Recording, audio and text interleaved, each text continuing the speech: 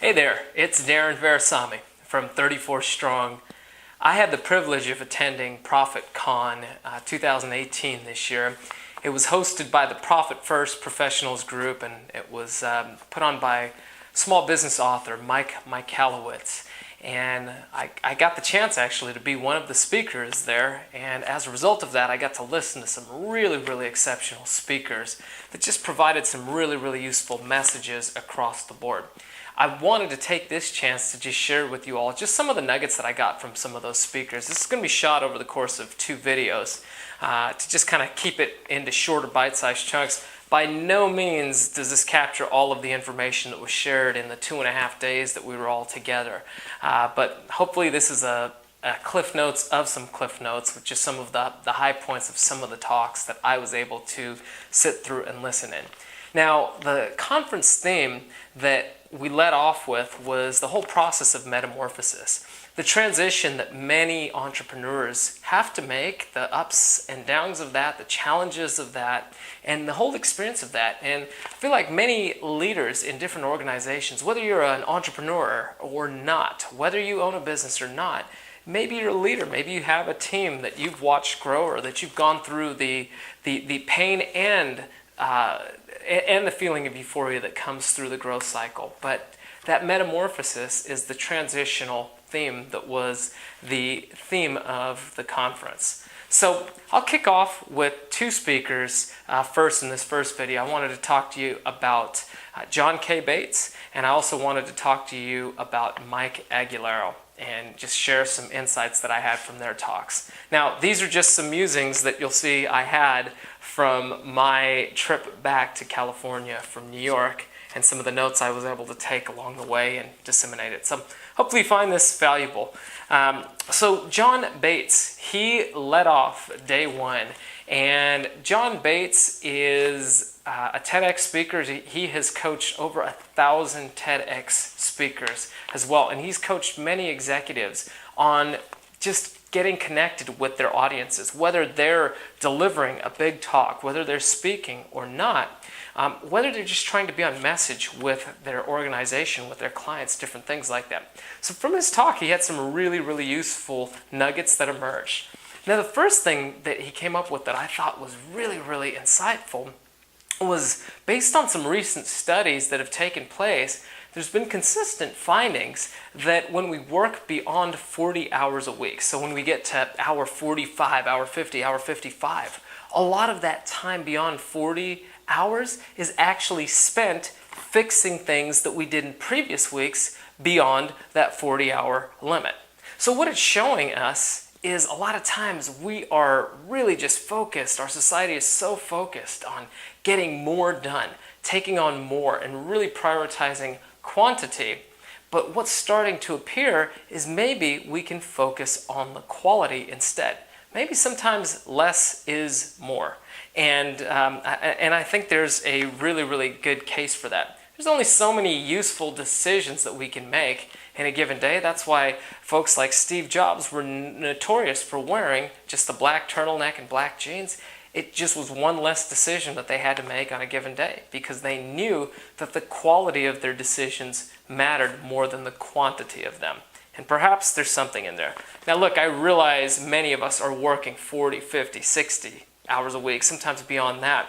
And maybe that will be the case during some weeks, but if we can be aware of that ebb and flow, maybe we can find a little bit more of a happy balance that starts getting us focused and forcing us to focus on the quality items over just adding more items to the list.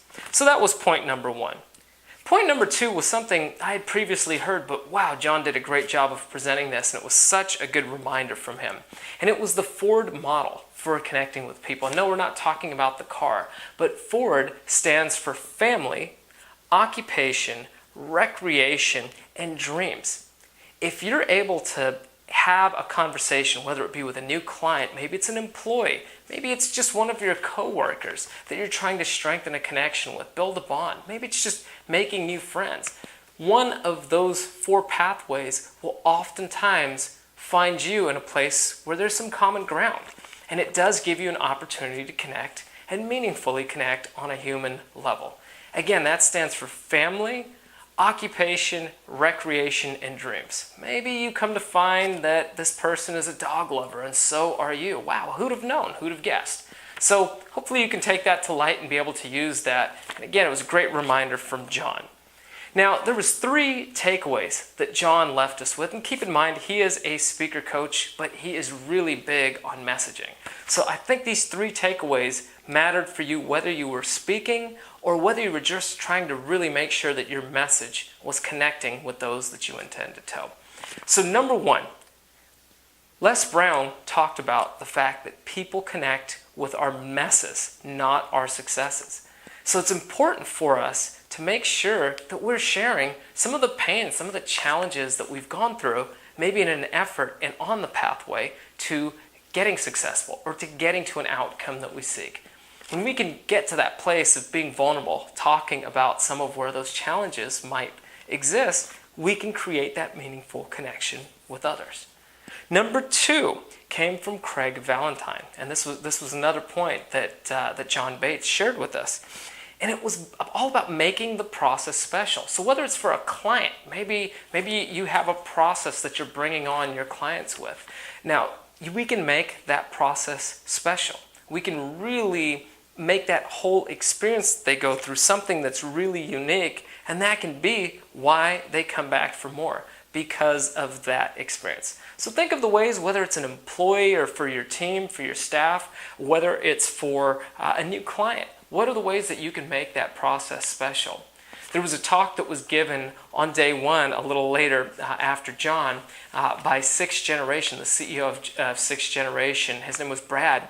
And he talked about we can actually prime our clients and just shoot short videos telling them how we want them to show up for a service that we're delivering or for a product that maybe they're taking on board. Because if we can prime them, that gets them into the right mindset to get the most value out of the experience that we're providing. Now, this again, his talk was geared more towards the service providing components, but we can do this through shooting little videos.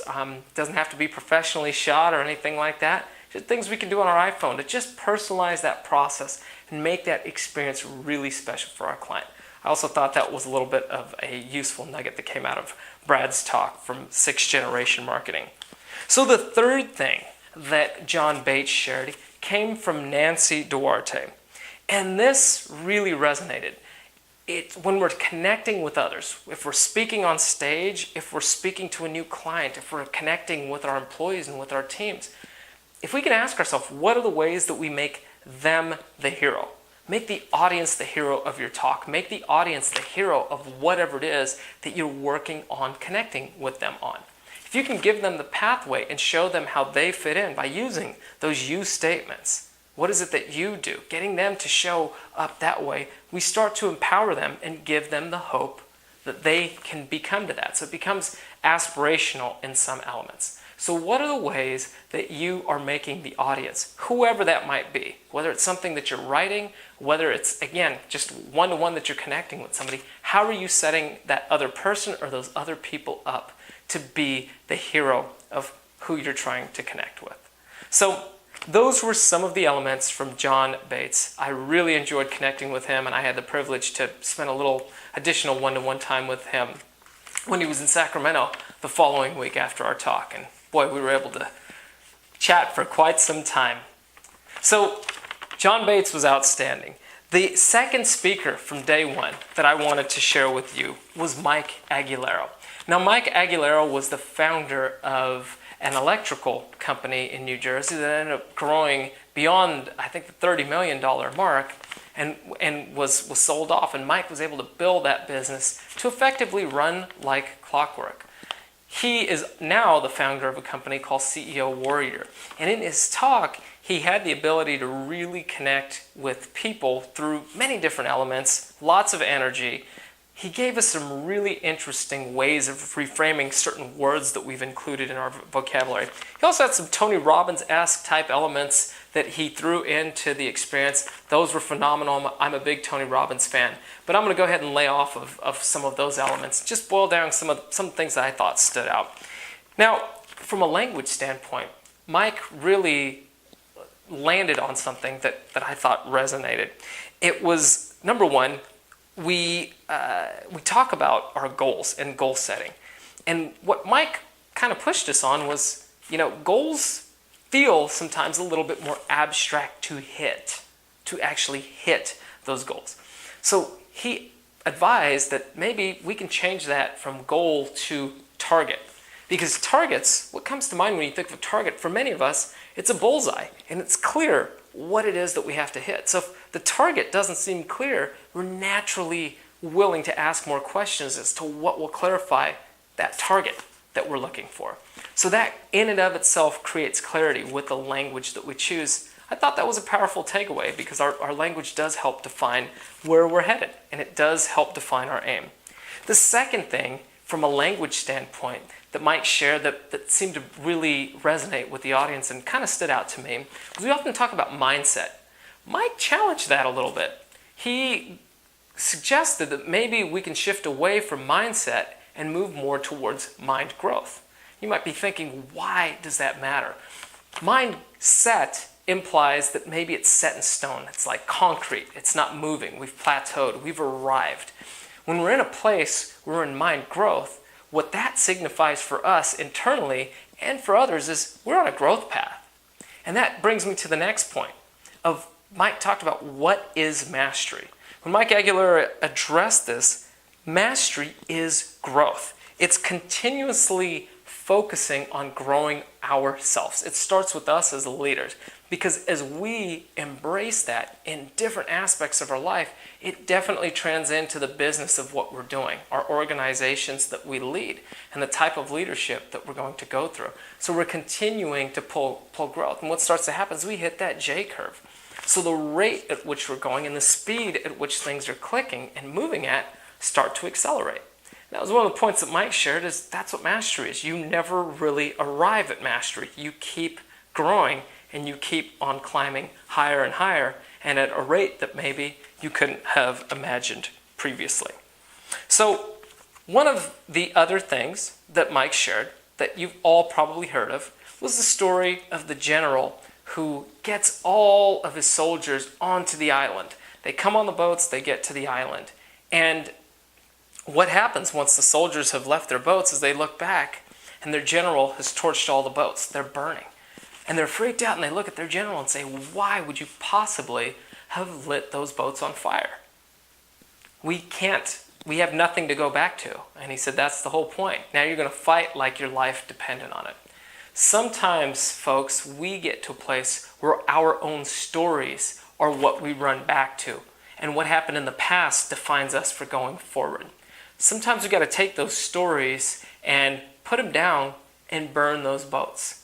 What are the things that we have that are anchors that are giving us a false sense of safety that aren't actually a sense of safety? They're actually holding us back from who we are, who we could become, who our business is, and who that business could become, who our team is, and who that team could actually become.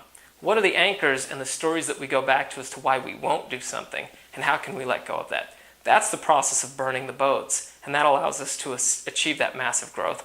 That is a story I've heard many a time, but Mike really threw it in there at just the right time. Definitely aligns with some of the Tony Robbins elements that he was getting into as well. Now, the final thing that I want to share with you from Mike was, we often hear about our to-do list.